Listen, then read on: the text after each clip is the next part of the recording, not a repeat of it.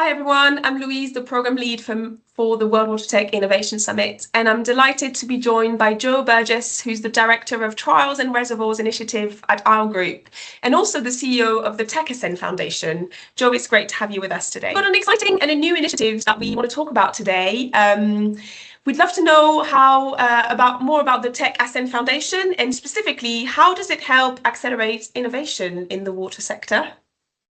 Lovely. Yes. Okay. So the problem we face in the water industry isn't a lack of technologies. The water sector is full of brilliant engineering. The problem is a failure of process. So what's often called the innovation chasm, or the Cunliffe report put it as pilot purgatory.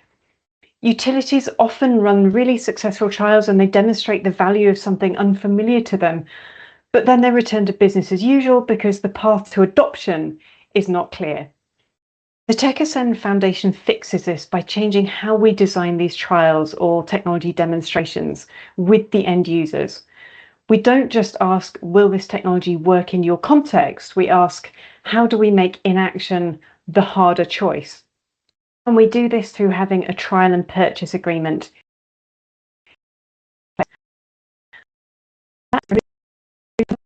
Upfront, but it includes a pre-commitment. So they're on the hook. If the demonstration meets pre-agreed success metrics, then the user must adopt the technology. And this forces commitment to be designed in from day one. We then offer technology vendors recoverable grants to deliver the demonstration, so the user only has to pay for anything after they already know it works. And since launching this model 4 years ago, we've achieved a better than 70% success rate in converting demonstrations to commercial contracts, and that's triple the industry average. So we've proven that when you remove the uncertainty, the utilities are ready to move from testing to doing. Great. And I guess after 4 years, you've been working with a wide range of entrepreneurs and emerging technologies. So I think I'd love to hear if you could, share a success story or an example. Brabant had a really big challenge. They have aging asbestos cement pipes that are risky and they're difficult to inspect. And traditionally, checking these kinds of pipes involves excavation, which causes service disruptions and environmental hazards, and it has a high carbon footprint. Through the climate change trial reservoir, Kenwave demonstrated their DRI, which is a non-invasive pipe inspection technology, and they assessed 2 kilometers of pipeline without having to actually enter the pipe even once. The result was that they did an asset inspection with 0 service disruptions for the customers and generated a clear understanding of the pipeline health without disturbing any hazardous materials. And because the success metrics were agreed upon beforehand, it didn't end up as just a nice report. It translated into a real solution that extends the life of infrastructure while avoiding significant carbon emissions and community disruption. And it's how Brabant now are routinely inspecting their pipelines going forward. So it's a really nice case of how we turn a good idea into a new operational standard. Yes, and I'm sure all of the water professionals will love to hear that kind of data-backed results.